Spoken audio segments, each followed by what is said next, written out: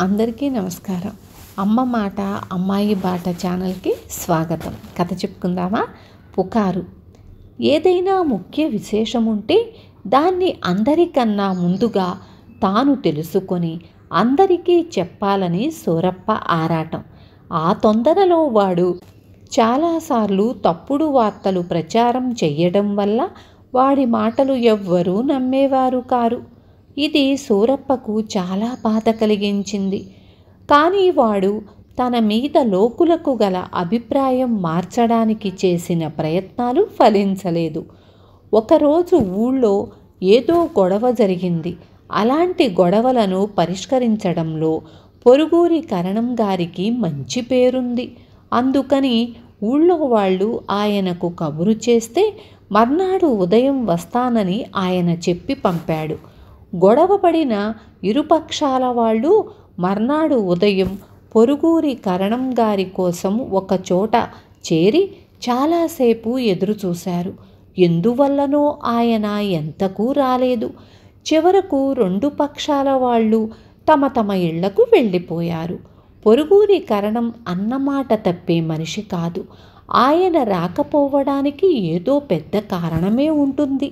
అదేమిటో అందరికన్నా తనే ముందుగా తెలుసుకొని అందరికీ చెప్పాలని సూరప్ప ఆరాటపడి మండుటెండను భోజనం వేళను కూడా లక్ష్య పెట్టకుండా పొరుగురు బయలుదేరాడు. ఊరి వెలుపలనే సూరప్పకు ఒక శవం ఎదురయ్యింది. దారిలో కనిపించిన ఒక మనిషితో వాడు, ఎవరిదా శవం?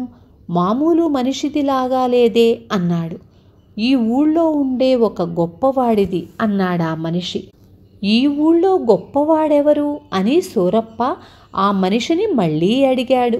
మా కరణం గారి కన్నా మా ఊళ్ళో గొప్పవాడెవరున్నారు అని ఆ మనిషి జవాబు చెప్పాడు. సూరప్పకు అంతా అర్థమైపోయింది. పాపం, ఆ ఊరి కరణం గారు పోయాడు. అందుకే ఆయన ఈ ఉదయం తగవు తీర్చడానికి తమ ఊరికి రావడం జరగలేదు. ఈ అపూర్వ వార్త తమ ఊళ్ళో అందరికీ అందించటానికి సూరప్ప పరిగెత్తుకుంటూ వచ్చి కనిపించిన ప్రతి మనిషికి, పాపం ఈ ఉదయం పొరుగురి కరణంగారు పోయారు, అందుకే ఆయన ఈ ఉదయం రాలేదు, శవాన్ని నేను కళ్ళారా చూశాను అని చెప్పనారంభించాడు. ఒక్కడు కూడా వాడు తెచ్చిన అద్భుత వార్తను నమ్మలేదు. సూరప్పకు చాలా బాధ కలిగింది. నిజం చెప్పినా తన మాట ఎవ్వరూ నమ్మరెందుకు? తాను నిజం చెబుతాడని అందరికీ నమ్మకం కలిగేలా చెయ్యడం ఎలా? అయ్యా, కరణంగారు పోయినందుకు మన ఊరి పెద్దలు కొందరు వెళ్ళి పరామర్శించి రావడం అవసరం కూడా కనుక వెంటనే బయలుదేరండి, నిజం మీకే తెలుస్తుంది అన్నాడు సూరప్ప. అలా అన్నప్పటికీ వాడి మాటలు ఎవ్వరూ పట్టించుకోలేదు. ఆ ఊరి కరణంగారి శవాన్ని చూశానంటున్నావు కదా, ఆ కరణంగారు అసలు ఎలా ఉంటారో నువ్వెప్పుడైనా చూశావా అని కొందరు సూరప్పను అడిగారు. అంత గొప్పవాడు పోతే ఆ వార్త తెలియటానికి శవాన్ని గుర్తించాలా అన్నాడు సూరప్ప. తనతో పాటు చచ్చిపోయిన పొరుగురి కరణంగారికి కూడా తన గ్రామస్తులు తీరని అన్యాయం చేస్తున్నారు.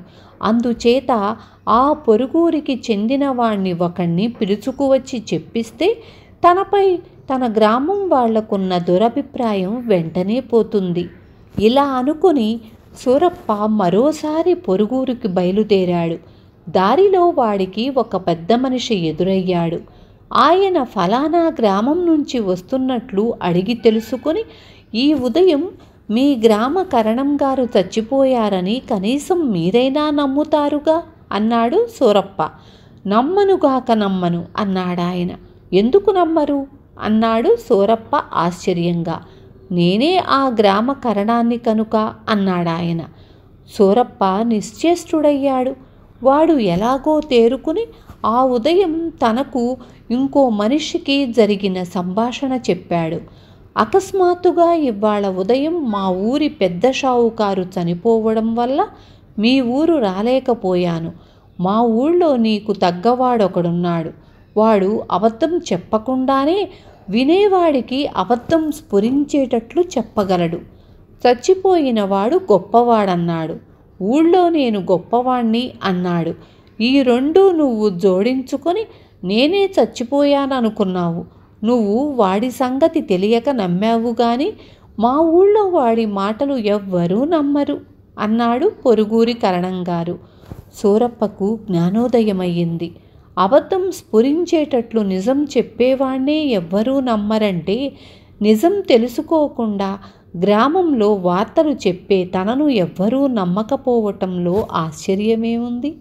విన్నారు కదా. రేపు మళ్ళీ ఇంకొక మంచి కథతో మీ ముందుకు వస్తాను.